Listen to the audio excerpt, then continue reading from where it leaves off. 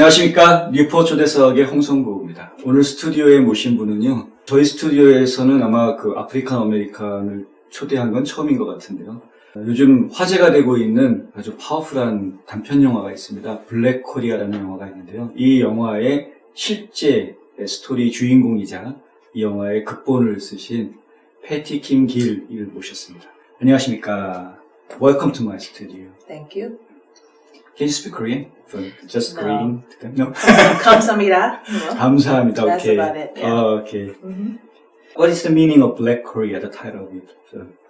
Black Korea, and it's spelled with one K. I always say the K represents me because I'm part of Black and I'm part Korean. It's 50-50. So Black Korea is really, it symbolizes just the combination of both cultures, which is me. Oh, I see. Tell me more about the film. What is it about? The film it's a short film. It's 25 minutes and we shot it in Atlanta, but the setting is Chicago. And it depicts, when my mother dropped me off to live with my Black grandmother when I was 13. Oh, So she's dropping me off with my grandmother. And it's just, the whole film is just that scene of us getting dropped off, me and my younger brother. He's 8 years younger than me. 그러니까 지금 이야기는 이제 페리 김 씨가 13살 때 어머니가 할머니 집에다 그냥 떠맡겼다는 건데요. 동생하고 함께. 동생은 8살 어렸다고 하니까 5살이었겠죠. So you have faced a lot of problems at the time. Yeah. I mean, like I just, cause I grew up with my mother. And so, I mean, she was Korean, she went to church, Korean friends, you know, so I was immersed in the culture, you know, I ate Korean food, and then abruptly I went from eating kimchi to collard greens, you know, I went from a Korean household, so to speak. Then I was in the inner city of Chicago with my grandmother from Mississippi who was Southern, Black, soul food, so I went from one extreme to the other. 13살 때 그렇게 돼가지고 굉장히 극과 극의 체험을 했다는 거죠. 어머니랑 같이 살 때는 한국 음식도 먹고 그러다가 할머니 집에 갔을 때는 완전히 흑인 사회에서 완전히 남부 음식 같은 소울푸드 같은 그런 음식들을 먹으면서 전혀 다른 문화에 적응을 했어야만 했다고. Do you know why your mother abandoned? Sorry to use that word. That's fine. It's fine. You guys to your family. You know what? My father was very abusive. And she just felt this is her last straw. So when you think about, now that I'm a mother of 4, I understand, especially back then in the 80s, women didn't have the type of rights they even have now. And even when you call the police on domestic violence, it's treated differently than it was treated in the 80s. In the 80s, they didn't care. You know, a man could abuse a woman and they wouldn't go to jail for that. You know, it would sometimes make the situation worse for the woman if she called the police. So it was a completely different time. And then my mother is an immigrant Korean woman. So Americans, the police they're judging her anyway because she has an accent. She can barely speak English. So her facing all of that, she at this very last time, would prompt her to bring me and my brother to my grandmother, my Black grandmother, is because the abuse was so bad. And she had to get on her feet. So, and I think when she got on her feet, you know, it took a whole different spin than maybe what she anticipated, but she just never came back. 그 엄마가 그 가정폭력의 희생자였었고 그래서 자기를 아마 할머니한테 맡겼던 것으로 그렇게 기억하고 있다고 하는데요. So, did you miss a lot your mother? Of course, yeah. I mean, in high school it was hard for me because I was waiting for her to come back. And she never came back. So I think just being a teenager is already hard. You're trying to grow up, you know. So that, and then after that, I just went on and just kind of like pushed that in the back of my brain, not thinking about it anymore. Have you ever tried to find your mother? One time, with no luck. When was it? It was probably right before or after I got married. So I've been married for 20 years. And my husband, because he never met her, so he was like, let's go look for your mother. And the last time that she did call me, she would send me packages, and it was postmarked Georgia. Georgia, yeah. So that's when we came to Georgia, but her name is Young Hee Kim.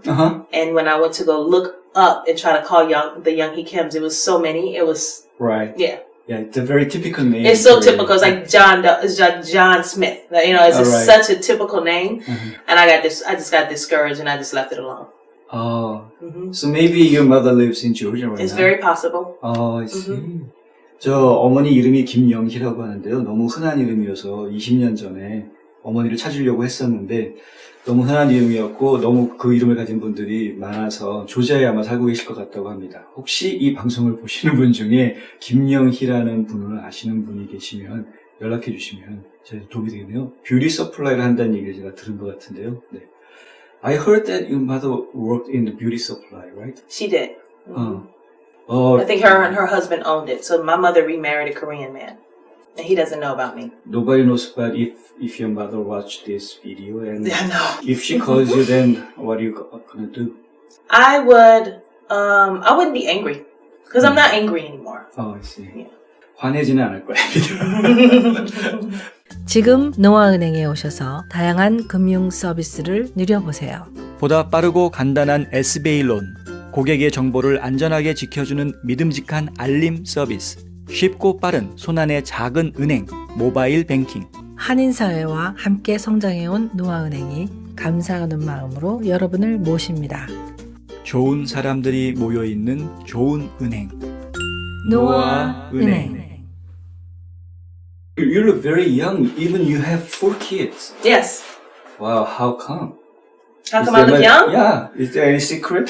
I don't know. I don't know. I guess good genes on both sides. I don't know. Some people say that whatever you're Korean American or African American, we are all American. We're all human. Right. Absolutely. All human, right? Yes, yes. Why is the identity issue so important in your life? I think because it's easy for someone that's already recognized, like yourself, as being Korean. So people recognize you. You don't think twice about it. It's like breathing for you. But then for me, like I would have a taste for. I used to get my nails done, and my this is in Chicago when I lived in Chicago, and my nail tech was Korean, and she used to bring me kimchi when she found out I was Korean. So sometimes she used to bring, because I had a taste for it, right? So she used to bring me that. But those are the things that I grew up on, right? And then I started learning how to make it myself. Right? And I started making, food myself. And then I discovered H Mart, and then I went crazy. And this is in Chicago though. Oh, yes. Cause they're not like here, they're like on every corner. But in Chicago, they're like way out. It's only like 2 in Chicago. And so, I think an identity issue is more as you get older. Cause I think when you grow up, as you're growing up, you're just surviving. You're just trying to figure life out. But then when you've somewhat figured out life and kind of get settled in life, it's an identity thing, especially if people question you, like, are you mixed with something? Or, or sometimes I've gone in I was a teenager and I was in a Korean beauty supply store and, I had a boyfriend. He was black, right? Yes. I was like 17 years old and 17, 18 years old. And I remember we were in a beauty supply. This is in Chicago. And the woman who owned it said, "You're Korean?"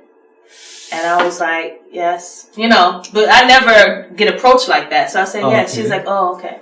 And she says, and she's just staring at me. And I'm just like, why is she staring at me so hard, And so she told my boyfriend that I had at the time, she says, "Take care of her." So she was like scolding him, right?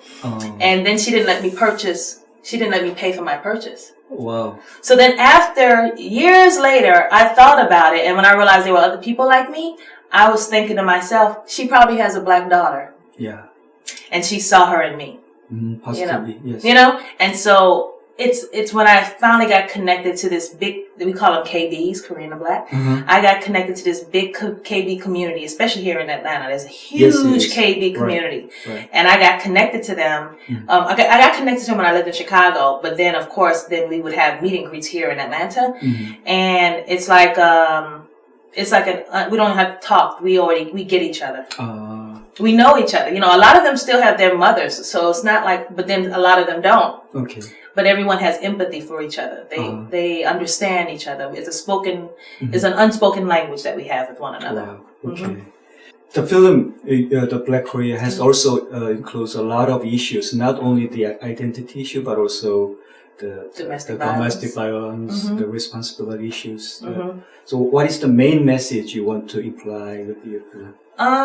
I think that everyone has dealt with issues of whether it's identity. I have a lot of Korean adoptees that come to me. They're full-blooded Koreans, but they've been adopted and raised by Caucasian families. Oh.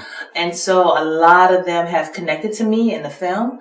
I have people that wrote me that are Korean and Caucasian. And they say, this movie is my story, but my father was white. Oh. Yeah. So it's not, I'm black and Korean, but the story's not black and Korean. Okay. The story can be, it Everyone. transcends race. It transcends all of that. So it encompasses a lot of that.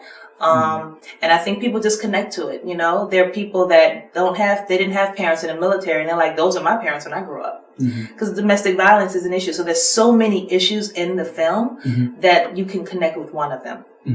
You know, I'm just telling my story. Okay. Black Korea is the title of Ice Cube's music. Oh, that was when the Rodney King riot. Yeah. That was an old rap from the Rodney, but he was Right. referring to the Korean Right. culture in the black community Right. with the beauty supply stores. That song contains a lot of hate. It is. It's a lot of hate. Yeah. Is there any relationship between your movie title with? No. This has nothing to do with that. I know about the song, but it has nothing to do with that. And this movie doesn't have hate in it. To me, I feel like it's full of compassion.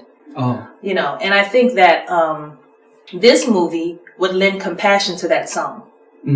So if Ice Cube saw this movie, he wouldn't have written that song. That's because people just see face on. They see all these Korean beauty supply stores in their black neighborhoods, but they don't know the history of it. They don't know that they went into the poorest neighborhoods and just started a business, and they end up coming together and it was stronger. So if everyone knew the history of the Korean culture and things of that sort, I think it would be treated differently. I think that you have to take responsibility for both sides, but I think that I'm a unique person that can speak on both sides because I get it. Oh, I see.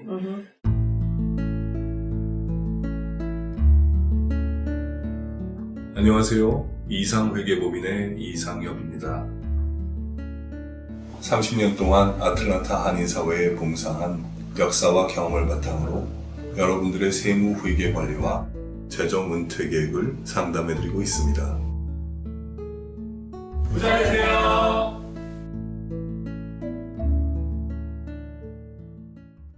Many critics recognize your film. The film? Yes. It's fairly new, so I appreciate just getting all this type of exposure and people and curiosity. A lot of people are curious about the film. I hope I don't, step on too many toes for Koreans.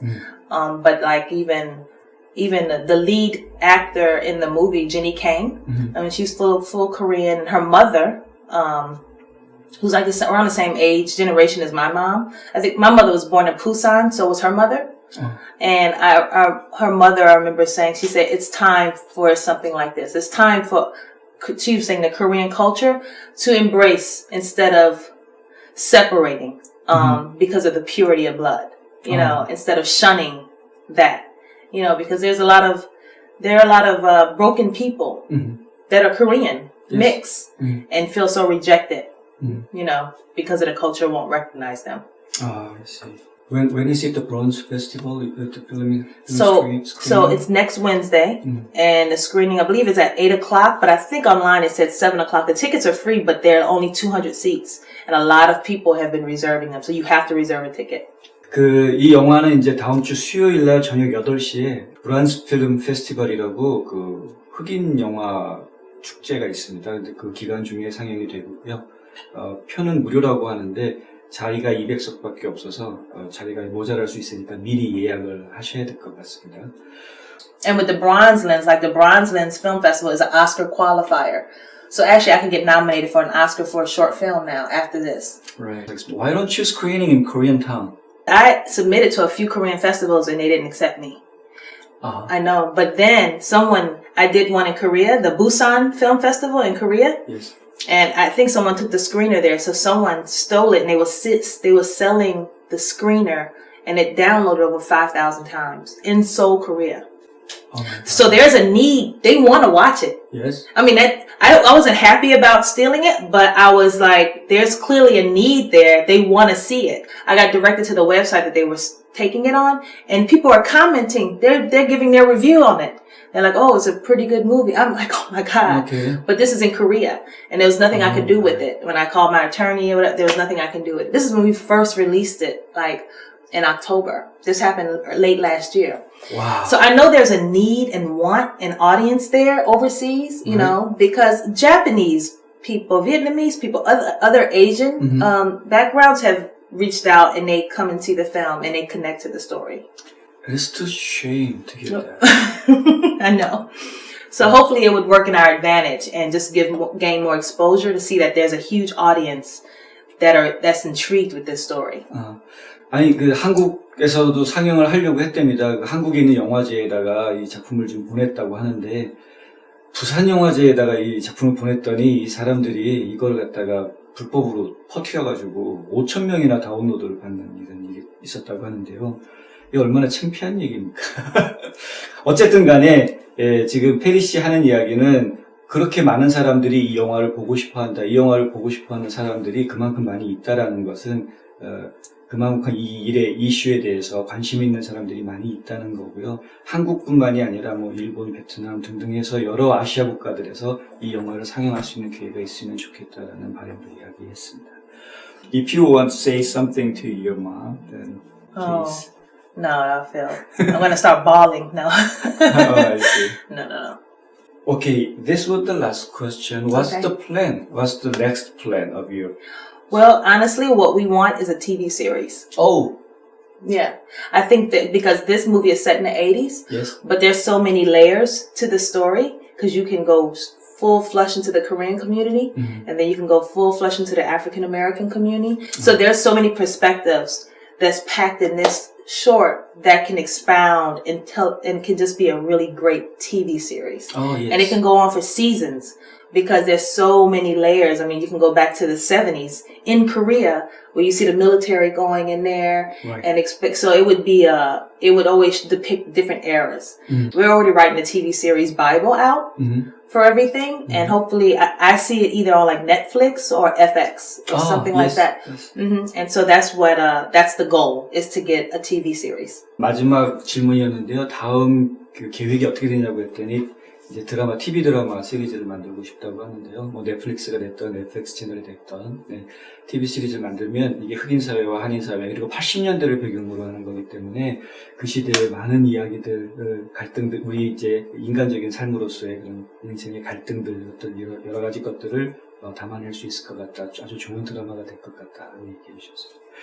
So thank you very much. Thank for you. coming Make in. sure you tell everyone to follow us on Facebook, all social media, Black Korea with 1K. Black Korea with 1K. 블랙하고 코리아 쓰면은 원래 K가 겹치잖아요. 근데 그걸 하나의 K로 겹쳐서 블랙 코리아라고 합니다. blackkorea.com 웹사이트 들어가셔도 되고요. 네, 페이스북에서 블랙 코리아 검색하셔서 좋아요 클릭도 해주시고. 네. Thank you so much. Thank and, you. Good luck to you. All right. Thank you.